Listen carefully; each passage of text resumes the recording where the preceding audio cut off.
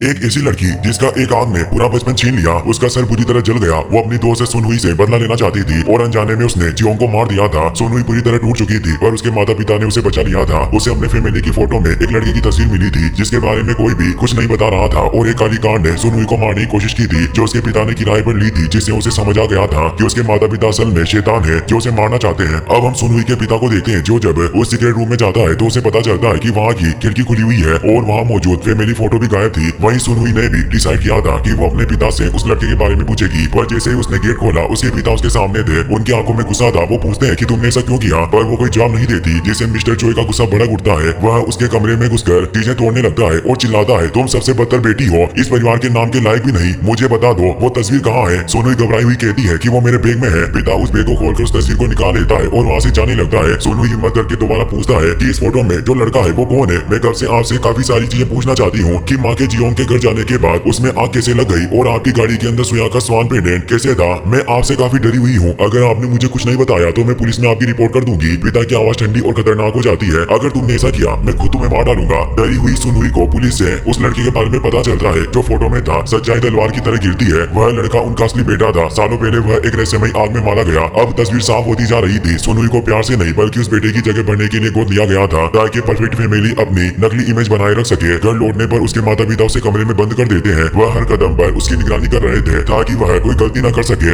रसोई में वह देखती है कि सामान में एक जार रखा है जो पीनट बटर होता है और उसे याद आता है वह इस चीज से घातक एलर्जी रखती है। उसके माता पिता यह जानते हैं फिर भी इसे लाए हैं। सच साफ है, वे उसे बचाना नहीं चाहते, वे उसे मारना चाहते हैं। उस रात सुनहुई के कमरे का दरवाजा धीरे से खुलता है। उसकी माँ हाथ में सूप का कटोरा लिए अंदर आती है और प्यार भरी आवाज में कहती है, ये खा लो, तुम्हें ताकत मिलेगी। लेकिन सुनहुई के शरीर में डर दौड़ जाता है। उसे याद आता है पीनट बटर उसकी जान ले सकता है और ये लोग उसे जड़ देने की कोशिश कर रहे हैं। वह कांपते हुए कटोरा ठुकरा देती है। माँ जिद करती है सिर्फ एक और। सुनहुई चम्मच हाथ से झटक देती है और जल्दी से घर से भाग निकलती है। वो अंदर ही अंदर से पूरी तरह टूट चुकी थी। वो ह्यून को कॉल करती है। वो उसका हालचाल पूछता है। सुनहुई उसे बताती है कि मैं घर से भाग गई और वो रोने लगती है और उसे अपनी लोकेशन बताती है कि मैं अपने घर के पास वाले डाकघर के पास हूँ। अंधेरे में कोई साया उसके पास से गुजरता है। वह घबराते हुए सड़क की ओर दौड़ती है और भीड़ में शामिल हो जाती है और तभी कोई धक्का देता है और एक तेज रफ्तार कार उसे टक्कर मार देती है। उसकी हड्डियां टूटने की आवाज गूंजती है और उसके माथे से खून बहने लगता है। वहीं फिल्म में अस्पताल का सीन दिखाया जाता है। बेहोशी और मौत के बीच झूलती सुनहुई को लगता है जैसे उसकी माँ उसके पास खड़ी है, खुली लाल आंखों के साथ, जैसे वो उसे उसी पर मार डालेगी और तभी उसकी गर्दन दबाने लगती है। लेकिन जैसे वह चीख कर उठती है उसकी माँ नहीं, ह्यून हाथ पकड़कर डॉक्टरों को बुला रहा होता है। कांपती आवाज में सुनहुई कहती है, वे मुझे मारना चाहते हैं। पुलिस ऑफिसर झुककर पूछता है, सच्चा कातिल कौन है, हमें बता दो। उसका पिता कमरे में खड़ा उसे घूर रहा होता है। वह बोलने की कोशिश करती है लेकिन फिर दर्द में डूबकर बेहोश हो जाती है। फिर उसे एक डरावना सपना आता है। उसके सपने में उसे सुया दिखाई देती है। वह अपनी वीक फाड़ देती है। आग चारों तरफ फैल जाती है। दोनों उसके बीच खड़ी है, डर, नफरत और अधूरे रिश्ते की चीखों से घिरी हुई। जब वह जागती है असली डर उसका इंतजार कर रहा होता है। ये सब आशा नहीं, हमला था। सीसीटीवी फुटेज सामने आता है। सुनहुई को कार ने नहीं मारा, किसी ने उसे धक्का दिया था। सबसे बड़ा संदिग्ध उसका अपना पिता था। पुलिस घर पर दवा बोलती है और उसे गिरफ्तार कर लेती है किडनैपिंग, आग लगाने और उसकी बेटी की हत्या की कोशिश के आरोप में। लेकिन कहानी यही खत्म नहीं होती। वहीं हम यून को देखते हैं जिसे सुया पर शक हो गया था क्योंकि उस दिन जब सुनहुई का एक्सीडेंट हुआ था उस वक्त भी वहाँ सुया मौजूद थी और उसने उसे वहाँ से निकलते हुए देखा था और आज उसे ऐसा महसूस हो रहा था जैसे कोई उसका पीछा कर रहा हो। तभी एक मास्क मैन उसके पेट में चाकू घोंप देता है। ह्यून चीख भी नहीं पाता और वहीं गिर जाता है। उसी रात सुनहुई अपने कमरे में कांच टूटने की आवाज सुनती है। सुनहुई घबरा जाती है। एक परछाई हाथ में चाकू लिए उसकी ओर बढ़ रही है। वह भागती है लेकिन फर्श पर पड़े शीशे से उसका पैर कट जाता है और तभी एक ठंडी कपकपाती आवाज आती है, अब तुम्हारी बारी है मेरी तकलीफ सहने की। सुया सामने खड़ी थी, खून से सना चाकू, नफरत से भरी आंखें और अभी तक जो कुछ भी हुआ वो उसी ने किया था। वो कहती है तुम मुझसे दूर क्यों भाग रही हो और उसे खून से सना हुआ चाकू दिखाते हुए कहती है कि ह्यून मेरे रास्ते में आया इसीलिए मैंने उसे भी रास्ते से हटा दिया, पर तुम चिंता मत करो, मैं तुम्हें चाकू से नहीं मारूंगी। और उस चाकू को फेंक देती है। सुनहुई घबराई हुई पूछती है कि तुम मेरे साथ क्या करना चाहती हो। सुया कहती है कि हम यहाँ नहीं अंदर बात करेंगे और वो पास पड़े एक फावड़े को उठा लेती है और उसे जोरदार चोट मारती है जिससे वो वहीं बेहोश हो जाती है। फिर दिखाया जाता है कि सुया ने सुनहुई को कुर्सी से बांधा हुआ था और वहाँ वही बचपन वाला माचिस का डिब्बा रखकर कमरे में पेट्रोल फैलाने लगती है। अब सच्चाई का खुलासा होता है, जिस दिन जियोंग मरा था सुनहुई की माँ जब वहाँ पहुंची थी तो वो जिंदा था, यानी सुनहुई की माँ ने जियोंग को नहीं मारा था। उसकी माँ ने आग नहीं लगाई, वह सिर्फ सुनहुई का फोन और होमवर्क लेने गई थी। असली कातिल कोई और था। सुनहुई रोते हुए सुया से कहती है, हम अभी भी दोस्त बन सकते हैं, हम एक दूसरे को बचा सकते हैं, शायद प्यार भी कर सकते हैं। एक पल के लिए सुया रुकती है जैसे उसका पत्थर बना दिल पिघलने वाला हो, लेकिन ठीक तभी खिड़की के बाहर एक पुलिस वाला दिखाई देता है। सुनहुई की आंखों में उम्मीद चमकती है पर वो उम्मीद खून में बदल जाती है जब वह आदमी सिगरेट जलाकर पेट्रोल पर फेंक देता है। कमरा धधकती आग में फट पड़ता है। वह पुलिस वाला कोई पुलिस वाला नहीं था। उसके चेहरे पर शैतानी मुस्कान फैल जाती है। सुया भागने की कोशिश करती है लेकिन नकली पुलिस वाला उसे पकड़कर आग में वापस धकेल देता है। सुनहुई आग में जकड़ी चीखती रहती है। असली पुलिस दरवाजा तोड़कर अंदर घुसती है। गन नकली कोप की तरह तनी होती है। एक पल लगता है कि सब खत्म खत्म हो गया, लेकिन नकली को बिजली से तेजी से पुलिस की बंदूक छीन लेता है, उसे गोली मारता है और सोया को खींचकर आग से बाहर ले जाता है। वो नकली को असल में सुनहुई का बायोलॉजिकल फादर था, यानी असली पिता। उसका अतीत इतना अंधेरा था कि कुछ शैतान भी सियर जाए। उसकी पत्नी की डिलीवरी में मौत हो गई थी और वह जुए के कर्ज में डूब गया था।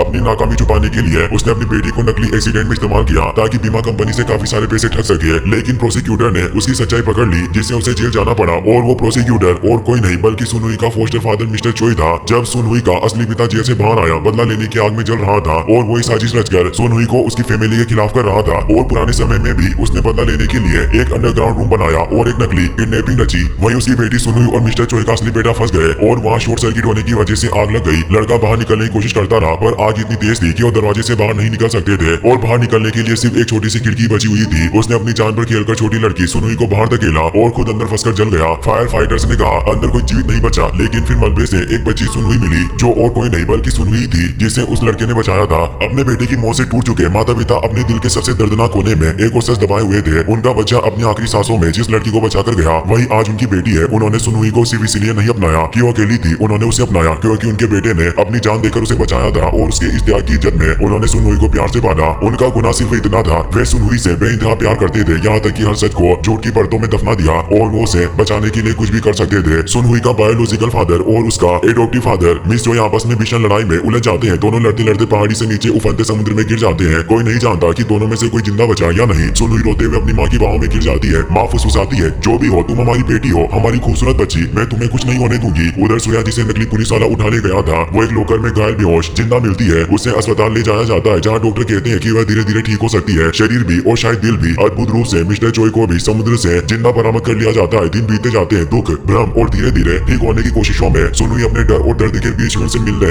एक पार्क में जाती है, जिसकी चोटें अब काफी हद तक ठीक हो चुकी थी। वह खुश है कि सुनहुई अभी भी जिंदा है। वो उसे कहता है कि अब तुम्हारा घर पूरी तरीके से जल गया, अगर तुम्हें कोई मदद चाहिए तो मुझे जरूर बताना और मैं तुम्हारे साथ नए अपार्टमेंट में रह सकता हूँ। दोनों एक मॉल में घूमते हैं, हंसते हैं। महीनों बाद पहली बार मुस्कुराहट उनके चेहरे पर लौटती है। फिर जब वो घर लौट रहे होते हैं तो ह्यून उससे पूछता है कि क्या तुम्हें अब भी डर सताता है। सुनहुई कहती है कि मुझे खुशी है कि तुम मेरी इतनी चिंता करते हो। ह्यून कहता है कि हमेशा एक अच्छी नींद लेना जरूरी होता है। सुनहुई उससे पूछती है क्या तुम अच्छी तरह सोते हो। वो कहता है कि मैं हर दिन अच्छी नींद लेता हूँ और सपने देखता हूँ, पर मैं जिसके बारे में सपने देखता हूँ मैं उसके बारे में तुम्हें बता नहीं सकता, पर एक दिन जरूर बताऊंगा, क्योंकि उसे प्यार करता था और उसके ही सपने देखा करता था, पर वो उसे अपने दिल की बात कह नहीं पा रहा था। पर फिर हिम्मत करके कहता है मैं दुनिया के सभी मशहूर जगहों पर घूमना चाहता हूँ और वहाँ की नायाब कलाकृतियों को देखना चाहता हूँ, क्योंकि मेरा सपना एक आर्टिफैक्ट बनने का है। सुनहुई हैरान हुई कहती है कि आज से पहले तुमने कभी इसके बारे में जिक्र नहीं किया। तो वो कहता है कि मैंने अभी तक किसी को अपना सपना नहीं बताया, पर मैं चाहता हूँ कि आर्टिफैक्ट बनकर मैं हमारे लिए एक घर बनाओ जहाँ हम शांति से साथ में रह सके। पर सुनहुई सिर्फ मुस्कुराती है और उसके दिल में एक छोटा सा दरवाजा खुला छोड़ देती है और उसकी हर एक मदद के लिए उसे थैंक्स कहती है। ह्यून हैरान होता है और कहता है कि तुम ऐसी बातें क्यों कर रही हो, जैसे फिर कभी एक दूसरे को नहीं देखेंगे। पर तभी सुनहुई को याद आता है कि उसके माता पिता घर पर उसका इंतजार कर रहे होंगे और वो जल्दी से वहाँ से चली जाती है। सुनहुई अपने जले हुए घर के पास वापस आती है। वह धीरे धीरे मलबे को साफ करती है, अपने हाथों से एक हिस्सा ठीक करती है। उस रात उसके एडॉप्टिव पेरेंट्स वहाँ आते हैं और सुनहुई ने एक केक तैयार किया होता है जिस पर हैप्पी बर्थडे लिखा होता है। उसका दिल मानता है आज वह लड़का उसका भाई जिंदा होता तो उसका जन्मदिन होता, जिसने बचपन में उसे आग से निकालकर अपनी जान दे दी। मिस्टर चोई कहते हैं कि हमने उस घटना को तुमसे छिपा कर रखा ताकि तुम सुरक्षित रहो और खुद को कभी भी गिल्टी महसूस न करो। सुनहुई रोते हुए कहती है अगर मैं कभी तुम्हारी जिंदगी में आई ना होती शायद वो अभी जिंदा होता। उसकी माँ कहती है हमारा रिश्ता सच का नहीं दिल का है और वो ऊपर से तुम्हें देखकर गर्व करता होगा, तुम वही बन गई हो जो वह चाहता था और तुम्हारे भाई की वजह से ही हम साथ हैं। तभी पिता कहते हैं कि हमारी बेटी ने हमारे लिए प्यार से खाना बनाया है, इसीलिए ठंडा होने से पहले हमें इसे खा लेना चाहिए। और वो टेबल पर बैठ जाते हैं। सुनहुई अपने पेरेंट्स को अपना बनाया हुआ स्पेशल सूप भी सर्व करती है, पर उसके हाथ कांप रहे होते हैं। तीनों खाना खाने लगते हैं, सब कुछ सही होता हुआ दिख रहा था, लेकिन तभी एक भयानक सा सामने आता है। सुनहुई ने जो सूप परोसा था उसमें नींद की गोलियां मिली हुई थी। उसके बायोलॉजिकल फादर यानी असली पिता अब सामने आ जाता है। उसने ही सुनहुई को ऐसा करने के लिए मजबूर किया था क्योंकि वो मिस्टर चोई के सारे पैसे चुराना चाहता था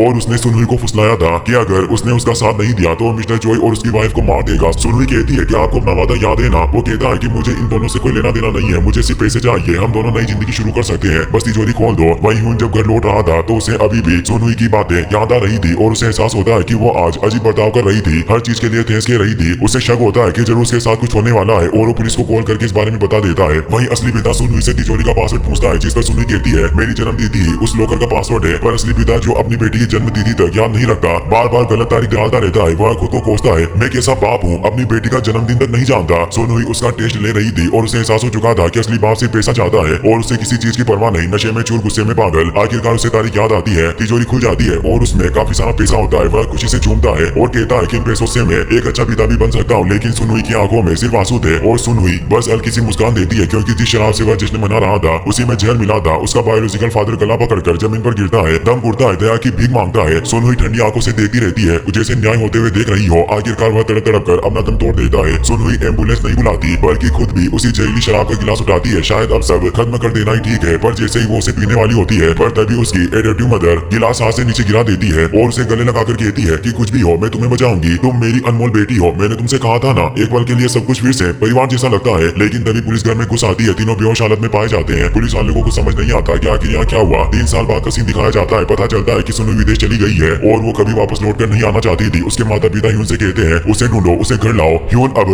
आर्किटेक्चर की पढ़ाई कर रहा है। हर रोज उसे ईमेल करता है और उसे बताता है कि तुम्हारे माता पिता तुम्हें काफी मिस कर रहे हैं, इसलिए वापस लौट आओ। मैं भी तुम्हें काफी मिस करता हूँ। लेकिन सुनहुई कभी जवाब नहीं देती। सुया जेल की सजा काट कर बाहर आती है। ह्यून उसे माफ कर देता है क्योंकि वह जानता है कि सुया की गलतियां दर्द और छल का नतीजा थी। वो साथ में कॉफी पीते हैं। सुया को अब अपनी गलतियों का एहसास था। वो सुनहुई से मिलना चाहती है, पर ह्यून कहता है कि वो कनाडा चली गई है और हम सभी उसके बारे में काफी चिंतित है, क्योंकि वो पिछले 2 महीनों से स्कूल भी नहीं गई। उसके एडोप्टिव पेरेंट्स हर रात खाने की मेज पर उसकी थाली लगा देते हैं, मानो वह एक दिन दरवाजा खोल कर आ जाएगी। और फिर एक चमत्कार होता है। हर दिन की तरह एक नॉर्मल दिन होता है। तभी माँ को अजीब सा एहसास होता है जैसे उसने सुनहुई को बाहर देखा हो। पिता दौड़ते हुए बाहर निकलते हैं और सामने सुनहुई होती है जो उनके सामने आने की हिम्मत नहीं कर पा रही थी। माँ पिता दोनों उसे आवाज लगाते हैं। आंसुओं से भरी आंखों के साथ उसे सामने खड़े देखते ही उनकी सांसें थम जाती है। उसके पिता टूटे हुए पर सच्चे दिल से कहते हैं घर आओ बेटी, तुम ही हमारी पूरी दुनिया हो। और इतना सारा खून, नफरत, धोखा और मौत के बाद कहानी का अंत होता है एक नाजुक से पुनर्मिलन के साथ। और साथ ही अब उसकी दादी भी सुनहुई को माफ कर चुकी थी और वो साथ में एक फैमिली फोटो खिंचवाते हैं। एक ऐसा परिवार जो झूठ से टूटा, सच से जल गया, लेकिन प्यार ने फिर जोड़ दिया। नफरत बहुत कुछ छीन लेती है पर प्यार वह चिंगारी है जो कभी पूरी तरह